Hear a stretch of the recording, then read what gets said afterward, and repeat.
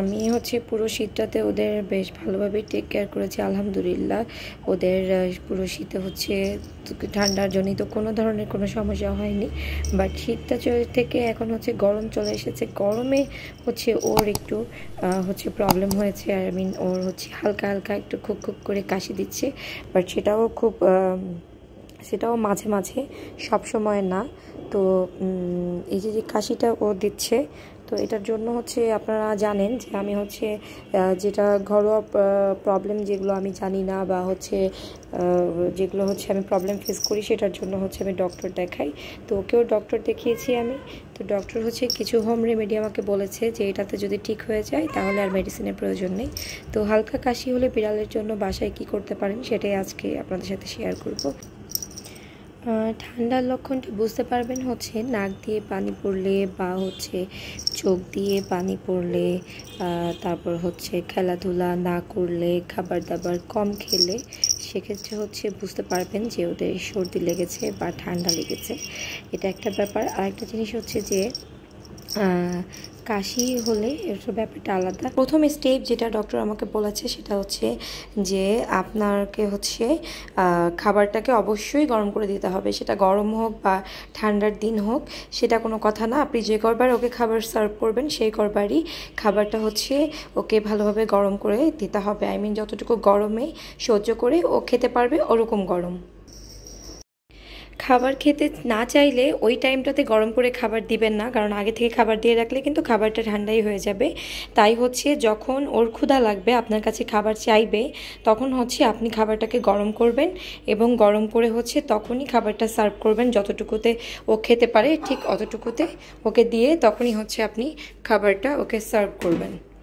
তো আমি হচ্ছে চাইলে চুলাতেও গরম করে নিতে পারেন। আমি হচ্ছে এখানে ওভেনে গরম করে নিচ্ছি, আর যতটুকু গরমে ও খেতে পারবে অতটুকু গরম করে হচ্ছে আমি ওকে সার্ভ করব। এটা হচ্ছে প্রথম ধাপ, যে আপনি হচ্ছে অবশ্যই যে কয়বার ওকে খাবার দিবেন সে কয়বারই খাবারটা হচ্ছে ভালোভাবে গরম করে নিতে হবে। যে হালকা গরম আমি অবস্থায় ওকে দিয়েছি, ও এই টাইমটাতেই খাচ্ছে। যখন ওর ক্ষুধা লেগেছে আমি তখনই দিয়েছি। তো এটা গেল হচ্ছে প্রথম ধাপটা, যে আপনাকে হালকা একটু গরম করে খাবারটা ওকে দিতে হবে, যেন অবশ্যই ও গরম খাবারটা খায়।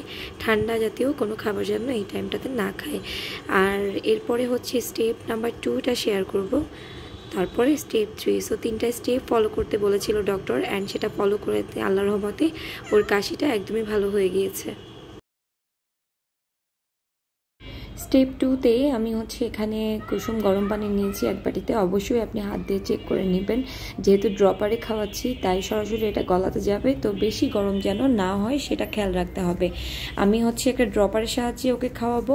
অবশ্যই পানিটা আপনি গরম করে ওকে দিয়ে রাখবেন না, কারণ আপনি যখন গরম করছেন সেটা কিন্তু একটু পরেই ঠান্ডা হয়ে যাবে, অ্যান্ড আপনার ইচ্ছা মতো ও নাও খেতে পারে। তাই হচ্ছে ড্রপারে খাওয়াবেন। আর অনেকেই নক দিয়েছিলেন যে আপু ড্রপারে দিয়ে কিভাবে খাওয়ান, আমরা খাওয়াতে পারি না, সেটাই আজকে আমি দেখাবো। তো এখানে হচ্ছে ড্রপার নিয়েছি আর পানিটা আমি নিয়েছি, ওকেও এনেছি। এখন আমি ড্রপারে করে পানি খাওয়ানোটা দেখাবো আপনাদেরকে। আমি 1 ড্রপার পানি নিয়ে নিব, তারপরে সেটা কিভাবে খাওয়াতে হয় সেটা দেখাচ্ছি।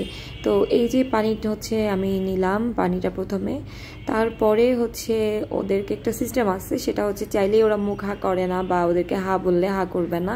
তাই এখানে একটা টেকনিক আছে, সেটা হচ্ছে যে ওদের মুখের আই মিন ওদের যে গালের আপনার 2 সাইডটাতে একটু চাপ দিয়ে ধরলে মুখটা আস্তেই করে ও হা করবে। তারপরে সাবধানে খাইয়ে দিতে হবে, বেশি জোরাজোরি করা যাবে না আপনাকে, কারণ তাতে হচ্ছে শ্বাসনালীতে পানি চলে যেতে পারে। হালকা করে আপনি এখানে চাপ দিবেন, চাপ দিয়ে হচ্ছে মুখটা একটু হা করবে যখন, তখনই খাইয়ে দিতে হবে। এই কুসুম গরমটা পানিটা আপনি দিনে 2-3 বার ওকে খাওয়াবেন, ইনশাআল্লাহ সুস্থ হয়ে যাবে। তো সেক্ষেত্রে কোনো চা বা কোনো মশলা জাতীয় পানি এগুলো কিন্তু খাওয়ানো যাবে না। সিম্পলি হালকা কুসুম গরম পানিটা খাওয়াতে হবে। আর খেয়াল রাখতে হবে যেন এই টাইমটাতে ঠান্ডা জাতীয় কোনো কিছু না খায় বা ঠান্ডা পানি না খায়, সেদিকে অবশ্যই খেয়াল রাখতে হবে। তো এই সেম ওয়েতে আপনি ওদেরকে মেডিসিনটাও গুলে খাওয়াতে পারেন, যে মেডিসিনগুলো আপনারা ওদেরকে সরাসরি খাওয়াতে পারেন না, সেগুলো হচ্ছে ড্রপার দিয়ে এভাবে আপনারা চাইলে খাওয়াতে পারেন। স্টেপ 3-তে হচ্ছে আমি একটা গেঞ্জির কাপড় নিয়েছি, এখানে টুকরো কাপড়, চাইলে আপনারা সুতি কাপড়ও নিতে পারেন। এটা হচ্ছে শেক দিতে হবে এখন ওকে। তো শেকটা হচ্ছে যে আমরা যেভাবে শেক নেই কোথাও ব্যথা পেলে, সো জিনিসটা সেরকমই হবে অনেকটা। তো এটা হচ্ছে আপনি আয়রনে অথবা টাওয়াতে গরম করে নেবেন। প্রথমে গরম করে নেওয়ার পরে হচ্ছে আপনাকে দেখতে হবে যেন এটা সহনীয় হয়। আমাদের ক্ষেত্রে আর এই ছোট্ট প্রাণীটার ক্ষেত্রে কিন্তু গরমটা একই রকম হবে না, এটা আপনার বুঝতে হবে। তো তারপরে এটা গরম করে নিয়ে হচ্ছে ওকে শেক দিব আমি। এটা 3টা জায়গাতে ডক্টর শেক দিতে বলেছে। সেটা 1 নাম্বার হচ্ছে যে ওদের এই যে 2 হাতের মাঝখানে বুক, যেখানে বুকের উপরে গরম করে কিছুক্ষণ টাইম চেপে ধরে রাখতে হবে, আর এখানে যতক্ষণ না কাপড়টা গরম থাকবে অতক্ষণ। তারপর হচ্ছে পিঠের উপরেও সেম ওয়েতে গরম করে পিঠের উপরে আপনাকে চেপে ধরে রাখতে হবে পিঠে, অ্যান্ড তারপরে হচ্ছে ওর গলাতে।